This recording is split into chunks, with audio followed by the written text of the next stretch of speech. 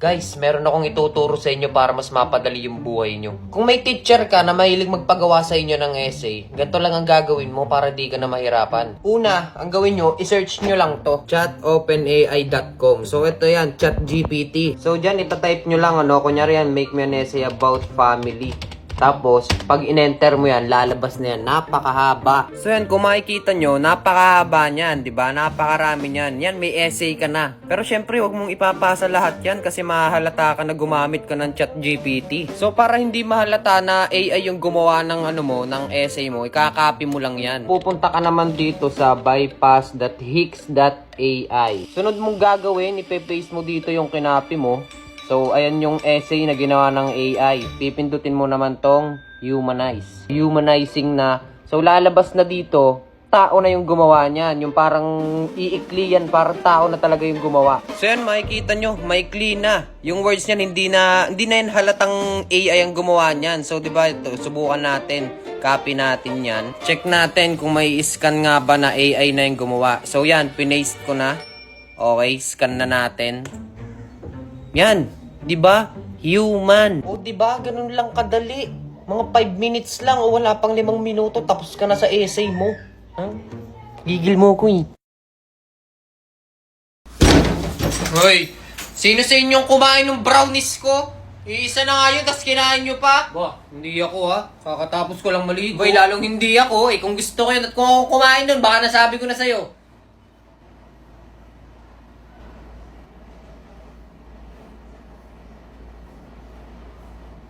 Hoy, bakit ako tinitingnan ninyo eh? Naglalaro lang ako dito sa WePlay ng Who's the Spy. Yan tas yung word namin dito, wheelchairs. Dalawa yung gulong. Para may pinag-iinalaan na agad ako. 4 ang gulong ng wheelchair. 2 maliit tsaka 2 malaki. Meron itong brake, pwede. Ginagamit ito sa mga matatanda. Upuan, pwede. Upuan. Piling ko number 3. Number 3 yan, number 3. Eh, villager pala yun. For emergencies. Ginagamit ito ng mga disabled. Feeling ko number 8 yan. Number 8. Vote nyo. Bakit hindi nyo pa binote yung 8? Dapat yung 8 yan. Hindi tumagal pa, di ba? Para sa mga disabled na naman yung kanya. Ako lang yung nag-vote. Tanggal ka na, boy. Magpapanggap ka pa. O, di ba? Kamay, kisuyo nga ako ng bayad. Salamat. Santong 20. Kaya sa Lampong San Pablo.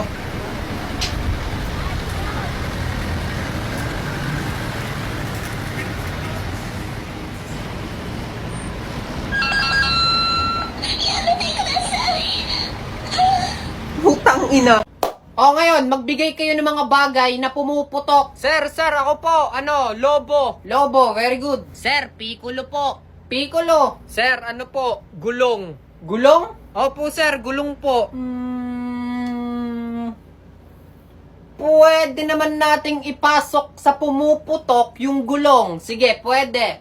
Sir, ako po, yung po natin. Yung ano? Yung po, yung natin. Yung anong ano? Yung ano? Yung ano? Opo.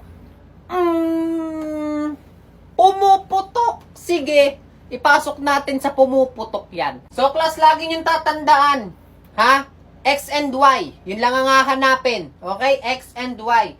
So, class, alam nyo, matagal ko na tong tinatanong sa sarili ko. Kaya siguro maraming nahihirapan sa mathematics. Bakit nga naman kailangan pang hanapin yung X and Y? Hindi ba pwedeng U and I na lang? Ay, si Sir, bumaba lang eh.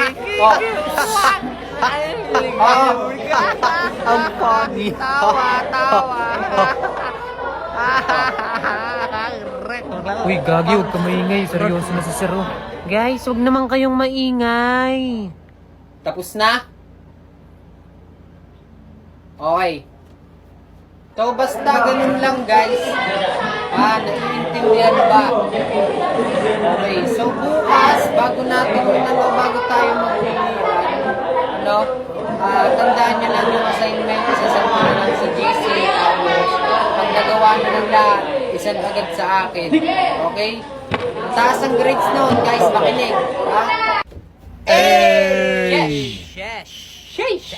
Nakakatamad magklase, no? Oo nga sir, nakakatamad. Sir, magtuturo pa kayo? Wag nang magturo. Pwede naman ako sumahod ng hindi nagtuturo. Parang ang sarap na lang maglaro ng ano no? Eggy party. Tara guys, eggy party na lang tayo. Mas mag-enjoy pa tayo dito kaya sa maboring, di ba? Tara, kampiyan tayo guys. Pwede dito magkampi-kampi tapos sabay magpapa-level up. Sir, paano ako sasali? Wala po akong eggy party. Wala ka pa. Check mo lang nasa profile ko. Free lang siya.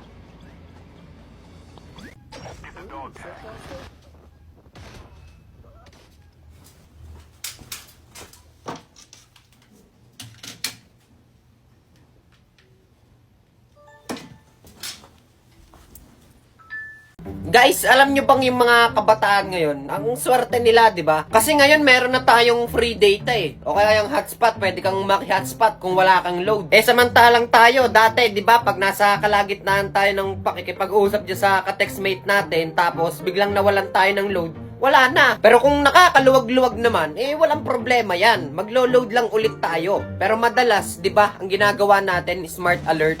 Di ba, karamihan ngayon, wala nang nakakaalam yung smart alert na yan. So, para sa mga hindi nakakaalam ng smart alert, ganito po yan. Yung smart alert na yan, ginagawa po yan kapag wala ka na pong load. Halimbawa, ka-text mo yung yung iyong crush. Kaso biglang nawalan ka na ng load. Ngayon, ang gagawin mo, magi-smart alert ka dun sa ka-text mo. Halimbawa, ako, kausap mo ako. Tapos nawalan ka ng load. Pag nag-smart alert ka sa akin, maiintindihan ko kung bakit di ka makareply kasi wala ka ng load. Ngayon kasi, pag may ka-chat ka sa messenger, di ba? Yan, ganyan. Ka-chat-chat kayo. Bigla kang nawalan ng load. Pwede mong gamitin yung yung free data. Kami dati, pag nawalan kami ng load, *808, tapos yung number ng ka-text mo. Tapos tutunog yun.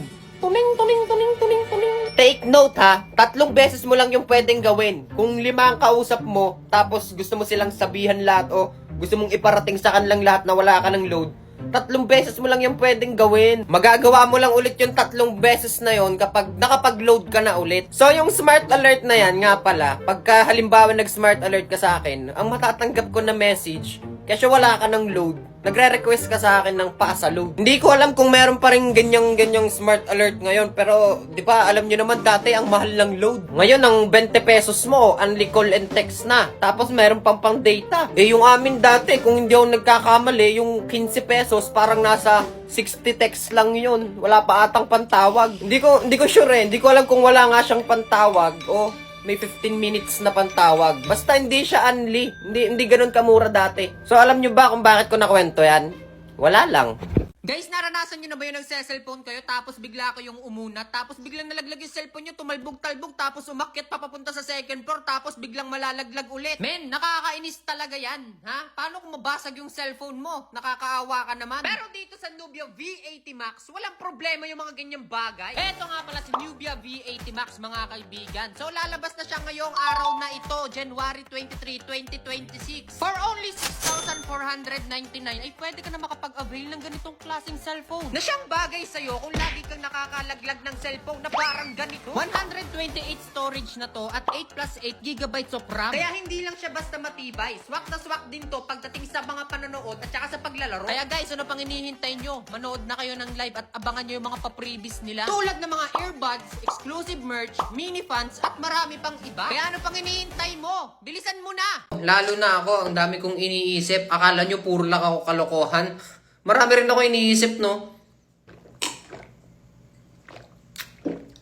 Guys, sino dito yung laging nahihirapan matulog sa gabi, kagaya ko? So, meron akong gustong i-share sa inyo, ha? Kung nahihirapan ka laging matulog sa gabi, ito na yung sagot. So, ito nga pala ang New Moon Nighty Bright, mga kaibigan. So, ito, nakakatulong to sa mga taong nahihirapan matulog sa gabi, yung mga stress, kaya hindi makakatulog. Alam niyo yung feeling na, ang dami mong iniisip, tapos rinding-rindi ka sa paligid mo kahit tahimik naman. Tapos sa masama nun, paggising mo, ang laki pa ng eye bag mo. Lalo ka pang nagmukhang stress. Ganun na ganun din ako dati. Kaya ako sa inyo, try nyo na tong ginagamit ko. Baka makakatulong din sa inyo. Kasi sa akin, effective talaga siya. Meron tong ashwagandha. Ito yung nakakatulong nga sa stress natin para mapakalma yung sarili natin. Plus, meron din siyang collagen. Yan, nakakatulong din siya sa skin, di ba? Para yung mukha nating mukhang stress, mabawasan na. Hindi ka mukhang pagod na pagod sa buhay. Tsaka sa panahon ngayon, di ba? Mahirap na magmukhang stress. Napapagkamalang kang malaking problema sa buhay. Kaya kung ako sa inyo, nyo, try nyo na mag-take nito, baka makakatulong to sa inyo.